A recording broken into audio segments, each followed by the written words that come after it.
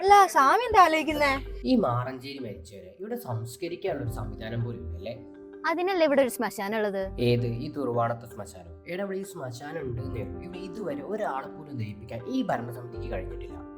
2022 ഉദ്ഘാടനം ഒക്കെ കഴിഞ്ഞപ്പോ വെറും ഉദ്ഘാടനം മാത്രമേ ഉണ്ടായിട്ടുള്ളൂ. പിന്നെ ഇതുവരെ അതിലേക്ക് ഒരാൾ പോലും കടന്നു നോക്കിയിട്ടില്ല. അതിന്റെ അവസ്ഥ കാണിച്ചു തരണം, ഞാൻ കാണിച്ചു തരവാ.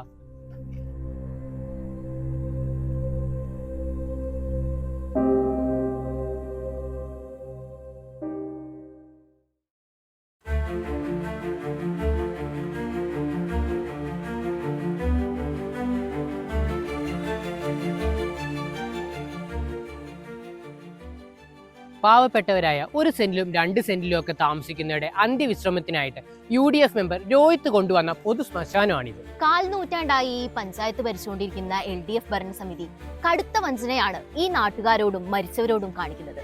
ഓരോ വർഷവും ഈ ശ്മശാനത്തിന് വേണ്ടി മാറ്റിവെക്കപ്പെടുന്ന തുക എവിടെ പോകുന്നു എന്നറിയില്ല. ഒരു മൃതശരീരവും ഈ അടുത്ത കാലങ്ങളിലൊന്നും ഈ സർക്കാരിന് ഇവിടെ ദഹിപ്പിക്കാനും സാധിച്ചിട്ടില്ല.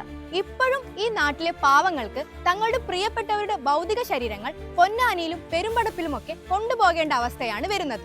ഈ ജനതയെ വഞ്ചിച്ച സർക്കാർ വരും ജനതയെ വഞ്ചിക്കാൻ വേണ്ടി വോട്ട് തേടി നിങ്ങളുടെ അടുത്തെത്തുമ്പോൾ നിങ്ങൾ ചോദിക്കണം, പാവപ്പെട്ടവർക്ക് വേണ്ടി, ദുരിതം അനുഭവിക്കുന്നവർക്ക് വേണ്ടി നിങ്ങളുടെ LDF ഭരണസമിതി എന്ത് ചെയ്തു എന്ന്.